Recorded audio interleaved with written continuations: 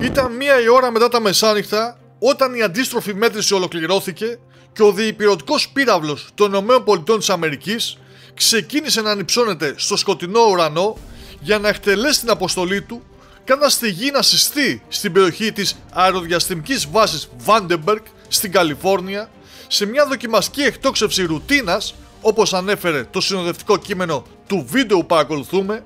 με τον αναπληρωτή γραμματέα της πολεμικής αεροπορίας Γκάρι Ashworth να λέει ότι η σημερινή δοκιμαστική εκτόξευση του Minuteman III είναι μόνο ένας από τους τρόπους με τους οποίους το τμήμα της πολεμικής αεροπορίας επιδεικνύει την ετοιμότητα, την ακρίβεια και τον επαγγελματισμό των πυρηνικών δυνάμεων των ΗΠΑ. Ναι, μιλάμε για τον πύραυλο Minuteman III που εκτοξεύθηκε στις 19 Φεβρουαρίου, σχεδόν πριν μια εβδομάδα, και όπως συνέχισε να λέει ο Γκάρι Ashworth, παρέχει επίσης εμπιστοσύνη στη φωνικότητα και την αποτελεσματικότητα της αποστολής πυρηνικής αποτροπής του έθνους.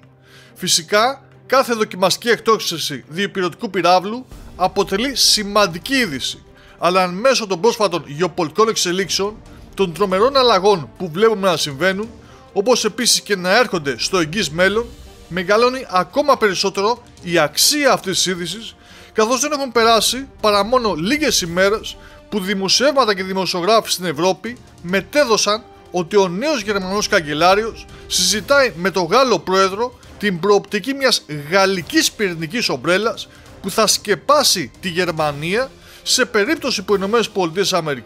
θελήσουν να αποσύρουν τους πυρηνικούς πυράβλους που έχουν εκεί και προβούν σε κλείσιμο των βάσεών τους. Η αυτοεκτόξευση αυτή λαμβάνει ακόμα μεγαλύτερη σημασία, καθότι μας υπενθυμίζει ότι οι ΗΠΑ και η Ρωσία είναι οι μεγαλύτερες πυρηνικές δυνάμεις στον κόσμο, που διαθέτουν μάλιστα χιλιάδες πυρηνικές κεφαλές. Σε αντίθεση με τη Γαλλία, που όπως αναφέρεται και στη Wikipedia, που όμως πρώτα προειδοποιεί ότι τα νούμερα είναι εκτιμήσεις, σε ορισμένες περιπτώσεις αρκετά αναξιόπιστες εκτιμήσεις, γράφει ότι έχει συνολικά 290 πυρηνικές κεφαλές, όταν η Ρωσία έχει 6.257. Ποια ακριβώς προστασία λοιπόν, ποια πυρηνική ομπρέλα μπορεί να δημιουργήσει με τόσους λίγους πυράβλους η Γαλλία για τη Γερμανία, με αντίπαλο πάντα τη Ρωσία, και να απεξαρτηθεί, λέει, από τις ΗΠΑ.